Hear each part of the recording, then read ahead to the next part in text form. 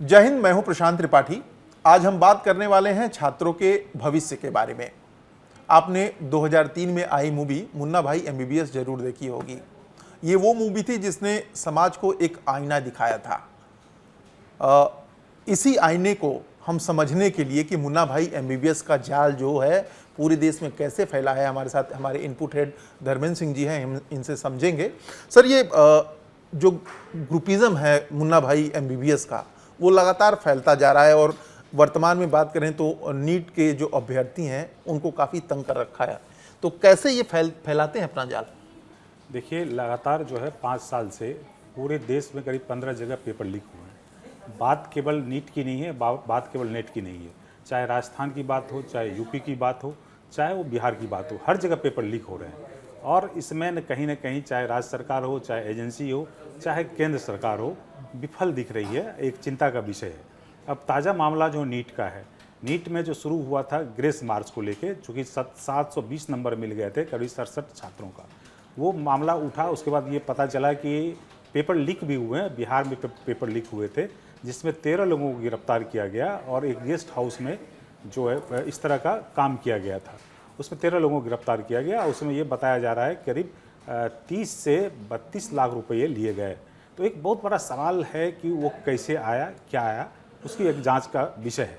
जी, ये sir leak कैसे होता है और ये गोरख धंधा जो है वो कैसे आगे बढ़ रहा है, जरा इसको क्लियर करें आप। देखिए, बड़ा ये कहीं ना कहीं कनेक्शन है। पेपर तो मिला होगा, लीक जो हुआ कहीं ना कहीं दिया होगा, और उसमें जो आरोप है आनंद, वो मास्टर माइंड है। वही जो है पहले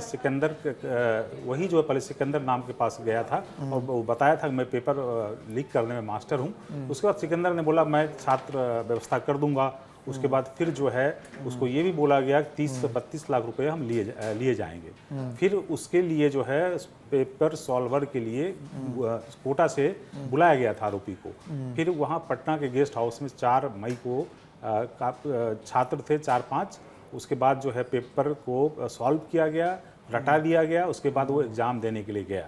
तो इसके बाद वहाँ की पुलिस जो है इसमें कुछ गिरफ्तारी की थी। उसके बाद धीरे धीरे उसका तार बढ़ता गया और जो है उसका वो मामला जो है पूरे देश में फैल गया। अब सवाल उठाए जा रहे हैं कि इसको जो है कैंसिल किया जाए, लेकिन जो है सुप्रीम कोर्ट ने इंटरवेन किया है। उसके बाद जो है जिसको ग्रेस मार्क्स मिला है उन छात्रों को दोबारा जो है एग्ज़ाम देने के लिए जो कहा जा रहा है, मैंने कहा नहीं जा रहा है, बेसिकली आदेश दे दिया है कि इसको ये एग्ज़ाम दे। उसमें छात्रों पर निर्भर करता है कि वो या तो एग्ज़ाम दे या जितना मार्क्स मिले हैं उस पर उनको निर्भर रहना पड़ेगा। तो नहीं एग्ज़ाम देते हैं तो चार मार्क्स जो ग्रेस मिला है, ग्रेस सिस्टम ख़त्म कर दिया है, तो वो एक बड़ी बात है। लेकिन इसके बहुत तरीके हैं, ये बहुत सालों से चले आ रहे हैं। बिहार की घटना ही बताएं, बिहार में तरह तरह की चीज़ें होती है। एक तो होता है कि पेपर जो मान लीजिए सेट करता है पेपर, या जहाँ से पेपर पहुँचता है वहाँ से कहीं कनेक्शन है, वहाँ से पेपर आता है। सेंटर पे जो है, सेंटर पे भी सेटिंग होती है। सेंटर पे जो है मान लीजिए परीक्षक जो अधिकारी हैं जो वहाँ के हैं वो मिली भगत से पेपर लीक कराते हैं। उसके बाद आजकल चूँकि टेक्नोलॉजी का युग आ गया है, टेक्नोलॉजी युग में बहुत सारे चीज़ जो है उसमें इस्तेमाल किया जाता है। इसीलिए जो भी एग्ज़ाम देने के लिए जाते हैं उसका इवन घर ही नहीं होता है, बहुत सारा चीज़ नहीं होता, पूरी इलेक्ट्रॉनिक एविडेंस हटवा लेते हैं। हाँ, लेकिन वहाँ पे बिहार में इस तरह का धंधा बहुत पहले से आ रहा है। पहले जहाँ तक मुझे पता है इस बारे में कि 25 साल पहले जैसे मान लीजिए बैंकिंग के एग्जाम हो रही थी, बैंकिंग एग्जाम में वो छात्र क्या करते थे, एक बल्क में 10 लोग जो आवेदन देता थे, 10 लोग मिलकर आवेदन देते थे इस ढंग से कि अगल बगल सेंटर हो जाए। उसमें क्या होता था, 2 छात्रों को पास कराना होता, तो 8 लोग उसको मदद करते थे। इस तरह का गोरख धंधा हुआ है। दूसरा तरीका होता था कि जो परीक्षार्थी हैं उसके बदले में दूसरा बढ़ जाता था। हालांकि वो पुराने जमाने की बात रही है, लेकिन अभी आप देखेंगे यूपी में पेपर लीक हुआ है। वहां पे जो पेपर सेटिंग करने का जो दिया था, पेपर बनाने का जो दिया था, उसी ने वो पेपर लीक कर दिया। तो इसमें थर्ड पार्टी होता, नीट में भी थर्ड पार्टी होता। थर्ड पार्टी किस ढंग से बिहेव करता है, क्योंकि बहुत जगह जो है क्या होता है, प्राइवेट सेंटर वाले जो है वो उसको पैसा मिलता है। चूंकि इस तरह बड़े बड़े एग्जाम में बहुत पैसे मिलते हैं, पैसे की बात होती है। फिर मान लीजिए कुछ सेटिंग कर दिया वहाँ पे, तो उसमें भी दिक्कत हो जाती है।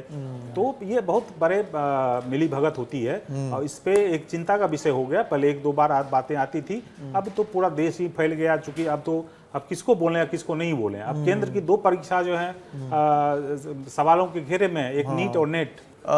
ठीक कह रहे हैं सर आप, लेकिन इसमें एक बात जो सबसे ज़्यादा परेशानी में डालती है वो ये है कि गरीब छात्र, चूँकि सिर्फ नीट की अगर आप चर्चा कर रहे हैं तो उस 24 लाख में गरीब छात्र भी बहुत हैं, जो बहुत जिनके माँ बाप मेहनत से फीस जमा करने की सोचते हैं और वो बच्चों को एंट्रेंस दिलवाते हैं। तो उन बच्चों के भविष्य को कैसे देखते हैं अगर इस तरह के मामले लगातार आ रहे हैं? देखिए, एक तो देश में 60 मेडिकल कॉलेज हैं, करीब 1 लाख की सीट है और उसमें आप समझ लीजिए कि 24 लाख छात्र भाग ले रहे हैं, उसमें 1 लाख का ही होगा।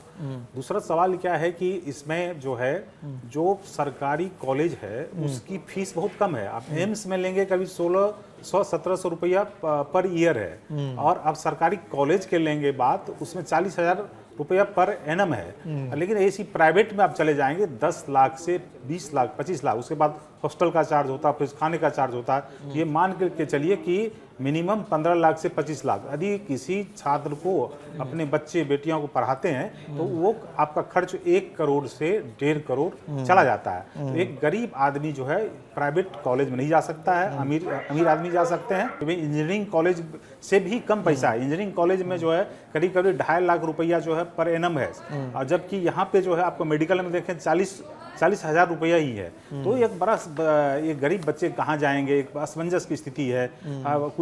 कुछ बच्चे तो बाहर भी जा सकते हैं, या जिसके पास पैसा है प्राइवेट में जा सकते हैं। जिसकी आर्थिक स्थिति कमजोर है, जिसके पास पैसे नहीं है, वो कहाँ जाएंगे, एक बहुत चिंता का विषय है।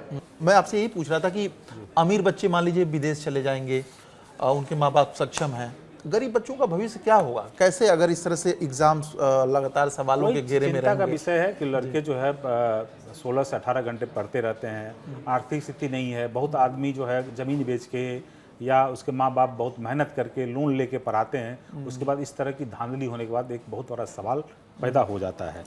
आप समझ लीजिए इंजीनियरिंग में जो है पिछले बार करीब 14 लाख स्टूडेंट भाग लिया था, 14 लाख भाग लिया था, करीब 50,000 ही सीट है, उसमें भी प्राइवेट में जाते हैं। लेकिन आप चौंक जाएंगे क्योंकि इस तरह के स्कोप कम है। जैसे आप देखेंगे कि engineering college, medical college, Delhi university या JNU, इस सारे के एडमिशन नहीं हो पाते हैं। तो वहाँ पे क्या हो रहे हैं, करीब 8 लाख छात्र जो है विदेश जा रहे हैं, ये रिकॉर्ड में है, 8 लाख छात्र जा रहे हैं। ये वही छात्र हैं जिसके पास पैसा है, वो विदेश जा सकते हैं, गरीब छात्र तो कभी नहीं जा सकते हैं। तो खासकर गरीब छात्रों के लिए डू और डाई जैसी स्थिति हो जाती है।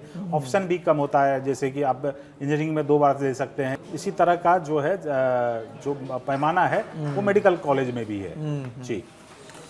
तो यही आपसे एक आखिरी सवाल सर कि अभी नीट पे बवाल चल ही रहा है, नेट का एग्ज़ाम जो है वो कैंसिल कर दिया सरकार ने, तो कब तक कैंसिल होते रहेंगे ये एग्ज़ाम्स जो हैं? आप देखिए कि बीच में नीट का विवाद चल रहा था, आपने सही बताया, और नेट का हो गया। नेट भी जो है, नेट जो इम्पोर्टेंट है, जो PhD में एडमिशन लेता है, जो जिसको जो है सपोज दैट कि कॉलेज में प्रोफेसर बनना है या प्राइवेट कॉलेज में जाना है, तो टीचिंग लाइन में, तो उसके लिए बहुत जरूरी होता है। इसमें भी करीब जो है 50,000 छात्र क्वालिफाइड करते हैं, ये भी रद्द हो गया। ये बोला जा रहा है कि इसमें सरकार ने जो है बड़ा अचानक जो है रद्द कर दिया, ये नहीं बताया गया, और इसकी जांच जो CBI को दे दी गई। जो सरकार ने दावा किया है डार्क वेब के जरिए जो है ये पेपर लीक हुआ था, ये जनरल आदमी को पता नहीं चला था, सरकार को भी पता चल गया, सरकार ने खुद ये चीज लिया। लेकिन एक चिंता का विषय है कि क्या सरकार सिस्टम पे ये जो है नकल करने वाले इतने हावी हो गए हैं, इतने प्रभावशाली हो गए हैं कि सारे सिस्टम को छेद करते हुए वो सफल हो रहे हैं। तो ये मतलब एक बहुत बड़ा सवालिया निशान है। इतने एक्शन में रहने के बाद, इतने जो है अलर्ट होने के बावजूद भी है वो इस तरह के धंधे, गोरख धंधे को जो है अंजाम देने में सफल हो रहे हैं।